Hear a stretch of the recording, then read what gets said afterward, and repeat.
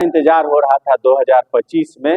अब देखिए आगे आगे होता है कि आप भाजपा वाले इसी से तो घबराए हुए हैं। कि आप प्रत्याशी बने हैं और प्रशांत जी ने बड़ी जिम्मेदारी आपको दी है, क्या कहना चाहेंगे? नॉमिनेशन कब होगा और लोगों से क्या आह्वान करेंगे? सबसे पहले तो आपके चैनल के सभी दर्शकों को मेरा प्रणाम और हमारे जन स्वराज के सूत्रधार आदरणीय प्रशांत किशोर जी और हमारे राष्ट्रीय अध्यक्ष जी, प्रदेश अध्यक्ष जी और शीर्ष राष्ट्रीय समिति, प्रदेश समिति के जितने भी शीर्ष नेतागण हैं, सबको मेरे तरफ से दिल से आभार और शुक्रिया कहता हूँ, प्रकट करता हूँ कि मुझे ये जिम्मेदारी दी गई। जो झंझारपुर एक ऐसी सीट है जो हॉट सीट मानी जाती है। यहाँ जैसा कि कई लोगों का ऐसा मानना है कि ये यहाँ पर बहुत ही कदावर नेता का ये गढ़ रहा है, ऐसा बिल्कुल भी नहीं है। मैं तो बल्कि उनका अलग से शुक्रिया अदा करता हूँ कि मुझे इस लायक उन्होंने समझा और मुझे ये यहाँ पर रणभूमि में मुझे ये जिम्मेदारी दी कि आप इस चुनावी रणभूमि में उतरिए और इनसे जो है चुनावी रण में उतर के इनको हराइए। कोणीय संकरा होने वाला है? नहीं, मुझे ऐसा नहीं लगता है। मेरा जितना अनुभव है उससे मुझे ऐसा लगता है कि डायरेक्ट एनडीए और जन स्वराज का यहाँ पर है। जब क्षेत्र में जा रहे हैं तो कितना बदला बदला सा नजर आता है, कितना हवा अद्भुत है। मैं बता देता हूँ आपको। मैं पिछले 3 महीने से, चूँकि पार्टी की कई सारी जिम्मेदारी थी, जब मैं सुपौल जिला प्रभारी से मुक्त हुआ उसके बाद मैं इस विधानसभा में उस रूप से सक्रिय हो सका। पिछले आप समझिए कि 4-5 महीने से, प्रशांत जी 15 जून को आए थे, तो आप जून से लेकर अभी तक समझ लीजिए कि 4 महीने में जब भी मैं क्षेत्र में जाता हूँ, मैं बता दूँ जितने भी पंचायत में हमारे योद्धा हैं, मैं बता देता हूँ कि उसमें 25% सिर्फ योद्धा ऐसे हैं मेरे पदाधिकारी पंचायत के जिनको मैंने अप्रोच किया हो। ठीक है, 75% ऐसे हैं जो योद्धा कहते हैं मैं तैयार हूँ, आप लोग ढूंढने नहीं आते हैं। तो मैं उनसे क्षमा मांगता हूँ कि समय था, बहुत काम था, इसलिए नहीं आ सका। अब आ गया हूँ तो आप ही के बीच रहूँगा। जो जिम्मेदारी मिली है आप ही के बीच रहने की जिम्मेदारी मिली है।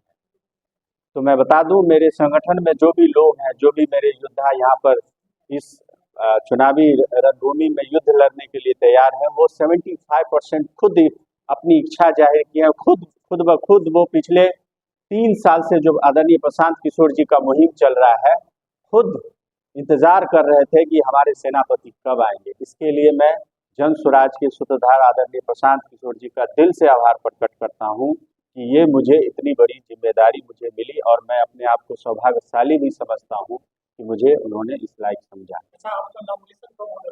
18 तारीख को होगी सुबह 11 बजे। क्या कहना चाहोगे सोशल मीडिया के साथ लोग देख रहे हैं? यही कहना चाहूँगा, सोशल मीडिया पर ज़्यादातर लोग हमारे युवा साथी हैं और जो ये जन स्वराज का कहा जाता है कि वोट बैंक क्या है, तो सबसे बड़ा वोट बैंक वही हमारे युवा साथीगण हैं, मेरे भाई बंधु हैं। तो उनसे यही गुजारिश करूंगा कि एक बार सब चीज़ देख लिया, आप ये सोच लीजिए, बस इतना सोचिए कि जो भी सरकारें आई, ठीक है, सड़क बनना, बिजली बनना, ये सब चीज़ें जो है वो 1-2 महीने की मूलभूत सुविधाएं। आप बिजली के नाम पे अगर गांव-गांव बिजली आया तो आप उनको एक बार वोट दे सकते हैं। अगर सड़कें बनी, सड़कें पहले थी, ऐसा नहीं है कि उन्होंने कहीं पर किसी, आपको मैं बताता हूँ, दलित बस्ती अभी भी ऐसे हैं जिनके पास सड़क नहीं है, तो क्या वो जमीन एक्वायर अधिग्रहण करके उनको रास्ता मुहैया करा रहे हैं? जी नहीं, सड़कें पहले थी, व्यवस्थित रूप से नहीं थी। जब नीतीश सरकार आई तो जो सड़कें थी उसकी अच्छी खासी मरम्मत हुई, अच्छे से अच्छी क्या बोलते हैं उसको, क्वालिटी में सड़कें बनी। जो सड़कें बननी चाहिए थी उस पर काम हुआ, पर इसके लिए 20 साल नहीं दिया जा सकता है। इस 20 साल में हमारे बच्चे कितने पीछे चले गए आप वो देखिए। कितनी क्या कहते हैं, शिक्षा में, रोजगार में, भूखमरी में, आप किसी भी मापदंड में आप देखेंगे तो पिछले 35 वर्षों से जो लालू नीतीश जी की सरकार यहाँ चल रही है, पिछले 35 वर्षों से हर एक मापदंड में वो नीति आयोग के सूचकांक में सबसे नीचे पायदान पे है। क्यों है? तो अपने साथीगण और अपने देवकुल जनता से यही कहूँगा कि आप ये सोचिए कि क्यों नीचे है। है ना। तो आप 5 साल के लिए भरोसा कीजिए, आपके बच्चे का रोजगार का व्यवस्था हम सारी बातें बता चुके हैं। बुजुर्गों का सम्मान की व्यवस्था 2000, अब हमारे डर से भले ही 4 से 11 हुआ, ये भी बधाई देता हूँ लोगों को। तो 1100 से 2000 हो जाएगी दिसंबर से। जो हमारे किसान साथी आजकल वही प्लान करके जा रहे हैं बाहर, 12,000 रुपये के लिए नकदी फसल की व्यवस्था होगी। जो भी मजदूर है उनका मुफ्त मजदूर दिया जाएगा नकदी फसल के लिए। जो भी हमारी महिलाएं साथी हैं, जैसे अभी चाइनीज फोन भी 10,000 में नहीं आता है, हमारी सरकार आएंगी तो ये सब कोई बात नहीं, प्रॉपर बताया गया है कि आपको 5 लाख तक का लोन दिया जाएगा, सिर्फ 4% ब्याज पे। बाकी जो भी चीजें होगी वो सरकार करेंगी स्वरोजगार के लिए। तो ये हुआ हाथ मजबूत करने का। शिक्षा की व्यवस्था ऐसी होगी, हर एक साल एक प्रखंड में नेतरहाट स्तर की स्कूलें बनेंगी।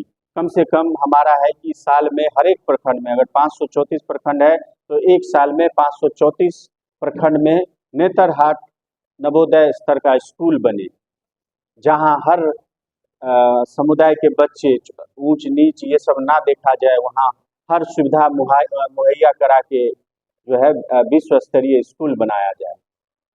और इसी पांचों में आप देखिएगा कि एक परिवार को क्या चाहिए, बच्चे को 0 से 15 साल के लिए शिक्षा चाहिए। कोई भी साथी यहाँ ऐसा नहीं होगा जो कमाई करते होंगे तो 25% कमाई बच्चे के पढ़ाई में जाता होगा। आप अपने उसको तो प्राइवेट के सिवाय इंजीनियर बनाने का कोई उपाय नहीं। पहले जमाने में हमारे कुछ रिश्तेदार हैं, कहते हैं कि 5,000 में मैं डॉक्टर बन गया था, अभी भी बनते हैं, पर उसकी समुचित व्यवस्था नहीं है। आज भी 2,000, 10,000, 20,000 फीस में लोग इंजीनियर बनते हैं अच्छे खासे। हमारे खुद मुख्यमंत्री वैसी शिक्षा में हासिल किए हैं बिहार कॉलेज ऑफ इंजीनियरिंग से, लेकिन उनको दर्द नहीं है कि लोगों की, जिससे हम बने, जिसने मुझे राजा बनाया, मुख्यमंत्री बनाया, तो जिसने राजा बनाया उसके लिए भी सोचे कि वो उसके बच्चे कैसे इंजीनियर बनेंगे, पैसे के अभाव में। जो जदयू भाजपा के बीच में अंतर कलश बातें भी सामने आ रही है, यहाँ पर जो है जदयू के कार्यकर्ता काफी नाराज नजर आ रहे हैं, उनके खिलाफ एक जदयू का प्रत्याशी के रूप में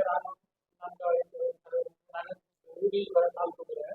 तो क्या लग रहा है इस बार का जो एक ही परिवार का दबदबा रहा है उसके खिलाफ होता, आप लोग बिल्कुल कर दीजिएगा तो हो जाएगा। बिल्कुल सही प्रश्न किया आपने, शुक्रिया अदा करता हूं आपका कि इस बार जो है देखिए, जो एनडीए की जो यहाँ अभी सरकार चल रही है, पिछले 20 नहीं 17 वर्ष कहेंगे, 3 साल बीच में महागठबंधन की सरकार थी। तो ये जो 17-18 साल जो जिसे हम लोग नीतीश सरकार कहते हैं, ना तो जेडीयू वाले को भाजपा वाले पसंद करते हैं, ना भाजपा वाले को जेडीयू वाले पसंद करते हैं। क्यों? उसकी उत्पत्ति मूल रूप से पहले हुई थी, जब 2015 से हुई थी, लेकिन ये विषाक्त कब हुआ?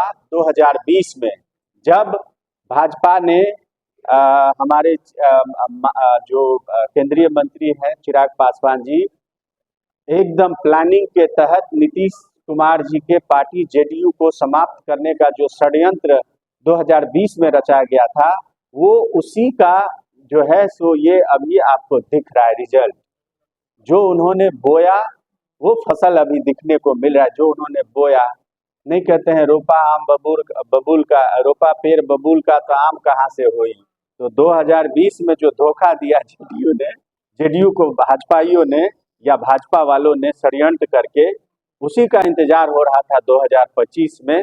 अब देखिए आगे आगे होता है कि आप भाजपा वाले इसी से तो घबराए हुए हैं कि जेडीयू वाले क्या करेंगे। तो देखिए आगे आगे तो, और इसका मूल ये है कि जो ये सब जो पार्टियां हैं वो व्यक्तिगत के लिए है। विधायक बनते हैं तो आप उनके अव भाव कार्यशैली से आपको ये अंदाजा लग जाएगा कि वो उनका व्यक्तिगत जो है सो ज्यादा, लोगों का कहना है जो व्यक्ति विशेष के पास ही जाते हैं, कभी मास लेवल पब्लिक। जी बिल्कुल, उनका रहता है कि कैसे करके भी जीत जाओ, 5 साल तो फिर अपना ही बनाना है। वो खुद के लालच में पार्टी में आए हैं, अगर उनको साइड कर दीजिए कि आप कुछ नहीं, विधायक नहीं, आप पार्टी का थोड़ा, तो आपको 10 भी नहीं मिलेंगे सर। लेकिन आप देख लीजिए, इतना बिना पैसे के इतने लोग हैं, बड़े पदाधिकारी, ये लोग सब अपना लगाए हैं, लगा के यहाँ है। यही है बिहार बदलाव का, इससे बड़ा क्या हो सकता है उदाहरण कि लोग अपने पॉकेट से खर्च करके लगे हुए हैं अपना कीमती समय। मैं भी 2-3 साल से चाहता तो अपनी वाइफ के साथ, मेरी पत्नी जो है अर्धांगिनी जो है डॉक्टर है MBBS, मैं चाहता तो उन्हीं के साथ और पैसे कमाने में हाई कोर्ट छोड़ के लग जाता, पर नहीं, हम जैसे लोग ये जो बैठे हुए हैं, हम जैसे लोग नहीं करेंगे तो कौन करेगा? नहीं, जो बिहार की जो बदहाली और दुर्दशा है, इसमें हम लोग नहीं हिम्मत जुटाएंगे, हम लोग नहीं खड़े होंगे तो कौन करेगा? इसलिए आए हैं, लोगों के लिए आए हैं, अपने लिए नहीं आए हैं। इन लोगों से